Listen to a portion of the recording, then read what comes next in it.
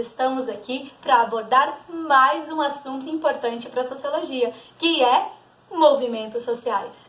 Esse assunto ele vai dar continuidade à nossa temática a respeito da democracia. Por quê? Porque a nossa sociedade está passando por diversos problemas e dificuldades. E muitas vezes as pessoas se questionam, de que adianta participar de forma efetiva da nossa política se as coisas não mudam? Muitas vezes eu reclamo e até mesmo uma coisa próxima de mim aqui no meu bairro não tem nenhum tipo de modificação. E isso vai gerando um tipo de frustração social. E muitas pessoas acabam por abandonar a reflexão crítica e a análise dos fenômenos que acontecem ao nosso redor. Mas nós precisamos entender que, apesar de todas essas dificuldades, é importante uma participação na nossa vida social.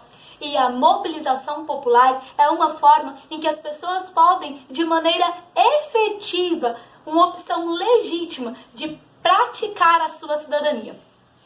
Nós vimos a temática da cidadania em outras aulas, não é mesmo? Vamos relembrar o que é a cidadania? Estou muito bem, estou gostando de ver. Você está um aluno dedicado. Cidadania é ter consciência dos nossos direitos e deveres sociais.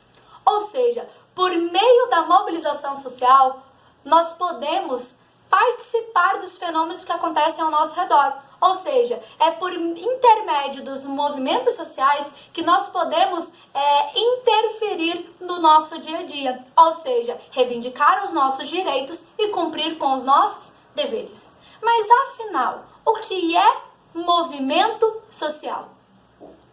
Os movimentos sociais são esforços organizados e coletivos visando uma mudança ou uma resistência. Mas você deve ter se perguntado, professora, resistência faz parte do movimento social? É claro, se eu resisto a uma mudança, ou seja, eu não quero que ela aconteça, isso também faz parte de uma mudança social. Ou seja, eu não quero que ela se efetive e eu estou fazendo uma reivindicação. Mas as mudanças, elas ocorrem das mais diversas possíveis, porque a nossa sociedade ela é dinâmica, não é mesmo? Ou seja, os fenômenos eles mudam com o passar do tempo, com o passar da história e à medida que nós vamos atuando como indivíduos. E nós podemos perceber que eles acontecem de duas formas. Ou seja, nós temos uma mudança evolutiva ou uma mudança revolucionária. Uma mudança evolutiva eu denomino quando não há um esforço social consciente para que ela aconteça. Já uma mudança social revolucionária é quando há um esforço consciente para que a sociedade ela se modifique. E existem acontecimentos que nós chamamos na sociologia de catalisadores de um momento, ou seja, desencadeadores de uma mudança social. Nós temos vários exemplos e eles se tornam símbolos de uma evolução social. Quais são esses? Nós temos, por exemplo, em 1888, a abolição da escravatura, ou em 1930, o golpe de Getúlio Vargas, ou até mesmo em 1984, o movimento das dietas JAS. Todas essas circunstâncias, elas ocasionaram uma mudança da nossa sociedade. Mas nós precisamos lembrar bem, cuidar do terceiro ano do vestibular. A nossa sociedade ela não muda da noite para o dia. Ou seja, apesar da nossa sociedade ela ser dinâmica, os fenômenos acontecem de forma paulatina ao longo do tempo.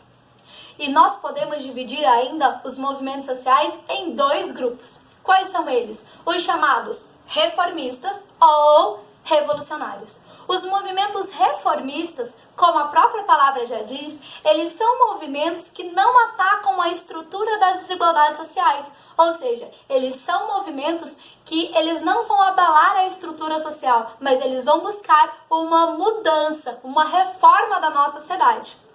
Nós temos como exemplo o MST, Movimento Sem Terra. O Movimento Sem Terra, ele é para uma reforma agrária, ou seja, uma mudança de um ponto estrutural, um ponto específico da nossa sociedade, e não uma mudança completa da estrutura da sociedade. Já os movimentos revolucionários, eles são de uma mudança da estrutura social, ou seja, eles ameaçam as figuras de poder estruturadas. Justamente por isso, eles são temidos e muitas vezes vistos de forma negativa pela mídia e pela população em geral. Nós temos como exemplo os bolcheviques, que derrubaram o czarismo na Rússia e implantaram o que se convencionou chamar de um mundo socialista. Fica para nós, então, uma reflexão. Os nossos movimentos sociais hoje, na sua maioria, eles são movimentos sociais de princípio reformistas ou de princípios revolucionários? Será que as estruturas sociais de poder, elas estão atacando somente os movimentos chamados revolucionários? Ou os movimentos reformistas estão sofrendo uma repressão governamental das diversas instituições vigentes? Fica aí para sua reflexão. Mas os movimentos sociais, eles têm alguns princípios, segundo Tourane. Quais são eles? O primeiro, nós chamamos de princípio de identidade.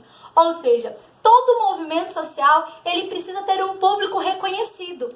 Ou seja, eles lutam por quem?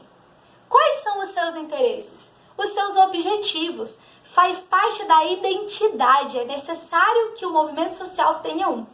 O segundo princípio é o princípio de oposição.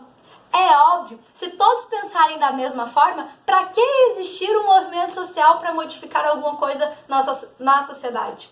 E o terceiro, nós temos de totalidade. Apesar dos movimentos sociais defenderem objetivos específicos, como eu dei o exemplo do Movimento Sem Terra, eles precisam defender objetivos à luz de interesses globais. Ou seja, eles não podem ir contra a dignidade humana, o que nós falamos dos direitos humanos. Eles precisam ser democráticos e universalmente aceitos pela nossa sociedade. Nós precisamos entender que hoje em dia nós temos movimentos sociais que ferem o princípio da totalidade. Nós temos, por exemplo, as pessoas que lutam pelo fechamento do Congresso, e isso não é democraticamente aceito. E os movimentos sociais, muitas vezes eles partem para os dois extremos que nós chamamos do confronto. Nós temos que é a violência, quando as pessoas elas já estão numa visão de desespero diante da assimetria social e elas partem para a ação violenta. Ou nós temos outro extremo, que é a da institucionalização, quando o movimento social ele acaba virando um partido político, ou seja, eles expressam uma visão otimista e estrutural. Nós temos como exemplo o PT e o PMDB. Eu espero que você tenha gostado dessa videoaula sobre o movimento social e você faça uma reflexão da importância da sua participação social na vida política e do nosso dia a dia. Um beijo, tchauzinho, até a próxima!